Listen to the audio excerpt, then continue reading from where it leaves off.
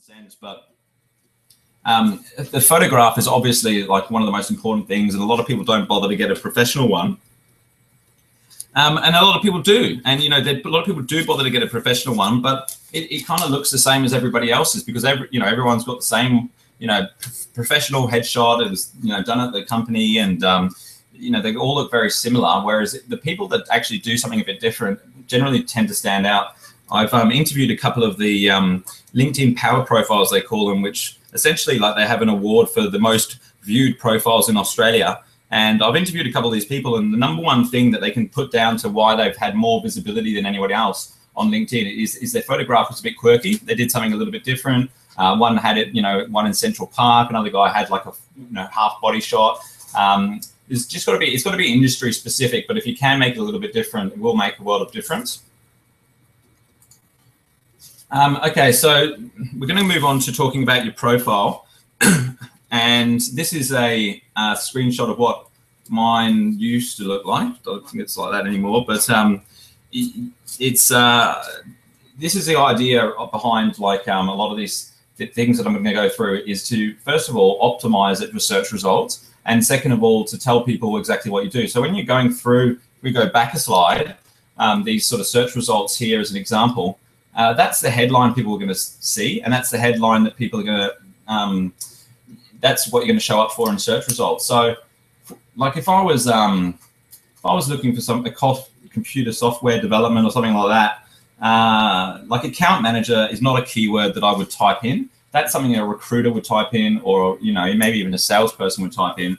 But you want to put something that's keywords rich about what your consumers would type in. So like if LinkedIn lead generation is obviously a keyword for me, so I put that in there. The headline has got the most important, it's the most important part of the LinkedIn SEO. You'll find that you even start to rank on Google for these keywords if you do it correctly. LinkedIn on the whole is a lot easier to control the search results than the likes of Google. Pretty straightforward, really. You do your headline, do a few of these things here, like your websites.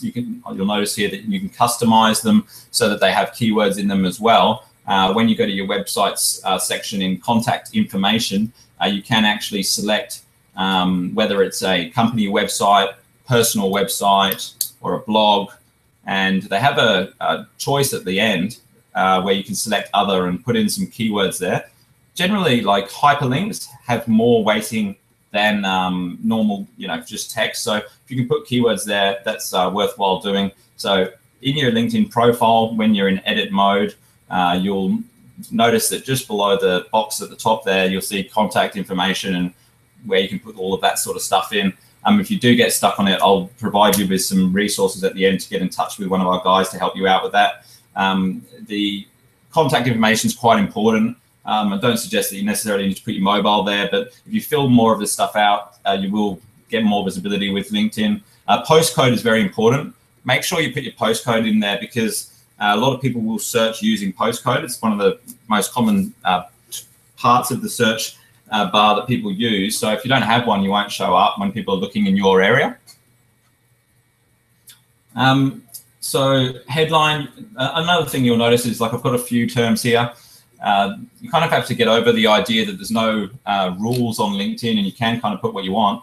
Some people would put something like, I help people get more customers from LinkedIn, or something like that, a bit more descriptive. But, for these social media speaker, LinkedIn training, marketing, invariably rank quite well within my network. And register your own LinkedIn web address down the bottom here, if you can see that. So essentially what that means is you have your own URL, linkedin.com/in, and then / your name, or you can even use keywords in there. And what that'll do is actually help you rank on Google for that particular keyword. So if you're not ranking #1 for your name, if you customize your own LinkedIn URL, you will find that you move up the Google rankings quite quickly. Okay, so so there's a few things. Your summary is probably the most important in terms of connecting with your customers, because that's probably what they're going to read if they read any of it, and they need to capture them within the first couple of sentences. So the way to do that is tell them exactly what you do within 2 sentences maximum. A lot of people make the mistake of saying, well, I started my career in 1987, you know, in England, and then I moved into this, and then I thought, oh, this isn't the right thing for me, so I went to this. And it's not relevant to your clients. Like, they want to know exactly who you are, why you do what you do, and, you know, why you're good at it. And, you know, because like if you're in self-managed super funds, for example, you know, say we've recognized the need for a first-class, you know, customer service in the SMSF industry, and you know, I love helping clients fulfill their financial goals or whatever it is. So you're connecting with the client, and not just talking about yourself. It's more benefit driven, and your experience tabs are much the same.